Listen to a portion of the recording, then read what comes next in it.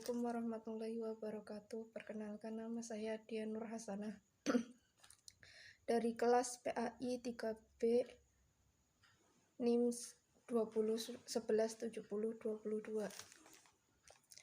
Di sini saya akan memaparkan apa itu RPP.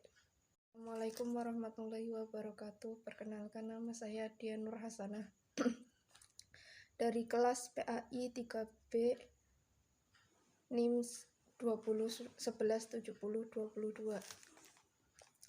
Di sini saya akan memaparkan apa itu RPP.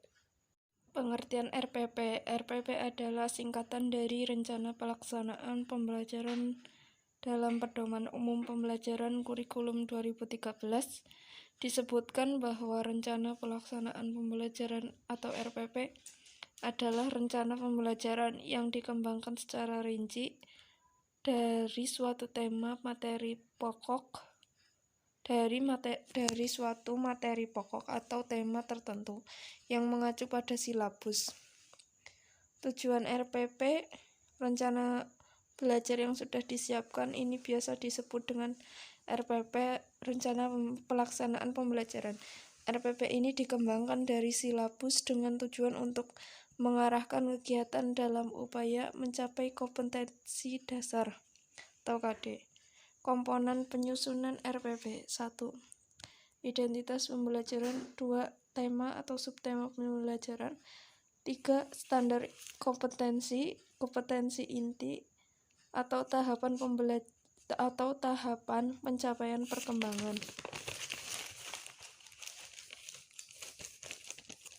Lalu yang nomor 4, kompetensi dasar. 5. Indikator. 6. Tujuan pembelajaran. 7. Materi pembelajaran.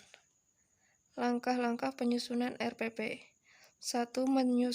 Mencantumkan identitas. 2. Merumuskan tujuan pembelajaran. 3. Menentukan materi pembelajaran. 4. Menentukan metode pembelajaran. 5. Menetapkan kegiatan pembelajaran. 6. Memilih sumber pembelajaran.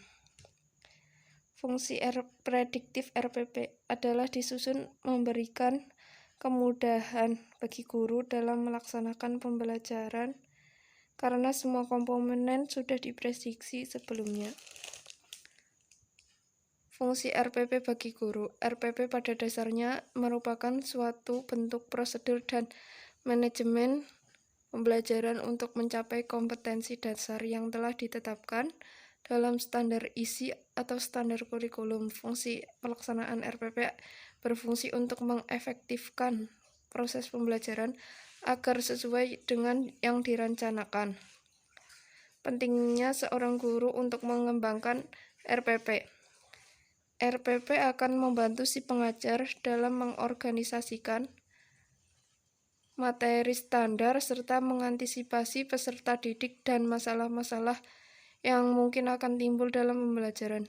Jika ini yang terjadi, maka baik pengajar maupun peserta didik mengetahui dengan pasti tujuan yang hendak dicapai dan cara mencapainya. Pengertian RPP. RPP adalah singkatan dari Rencana Pelaksanaan Pembelajaran dalam Pedoman Umum Pembelajaran Kurikulum 2013. Disebutkan bahwa Rencana Pelaksanaan Pembelajaran atau RPP adalah rencana pembelajaran yang dikembangkan secara rinci dari suatu tema materi pokok dari suatu materi pokok atau tema tertentu yang mengacu pada silabus. Tujuan RPP, rencana belajar yang sudah disiapkan, ini biasa disebut dengan RPP, Rencana Pelaksanaan Pembelajaran. RPP ini dikembangkan dari silabus dengan tujuan untuk mengarahkan kegiatan dalam upaya mencapai kompetensi dasar atau KD. Komponen penyusunan RPP. 1.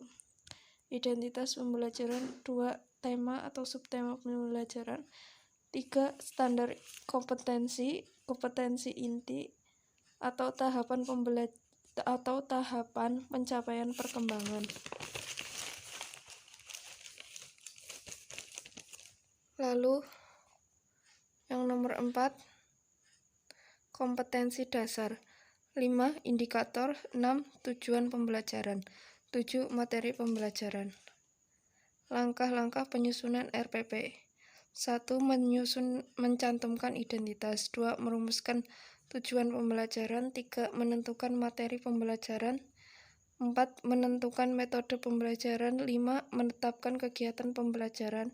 6. Memilih sumber pembelajaran. Fungsi prediktif RPP adalah disusun memberikan kemudahan bagi guru dalam melaksanakan pembelajaran karena semua komponen sudah diprediksi sebelumnya. Fungsi RPP bagi guru. RPP pada dasarnya merupakan suatu bentuk prosedur dan manajemen pembelajaran untuk mencapai kompetensi dasar yang telah ditetapkan dalam standar isi atau standar kurikulum. Fungsi pelaksanaan RPP berfungsi untuk mengefektifkan proses pembelajaran agar sesuai dengan yang direncanakan. Pentingnya seorang guru untuk mengembangkan RPP. RPP akan membantu si pengajar dalam mengorganisasikan materi standar serta mengantisipasi peserta didik dan masalah-masalah yang mungkin akan timbul dalam pembelajaran. Jika ini yang terjadi, maka baik pengajar maupun peserta didik mengetahui dengan pasti tujuan yang hendak dicapai dan cara mencapainya.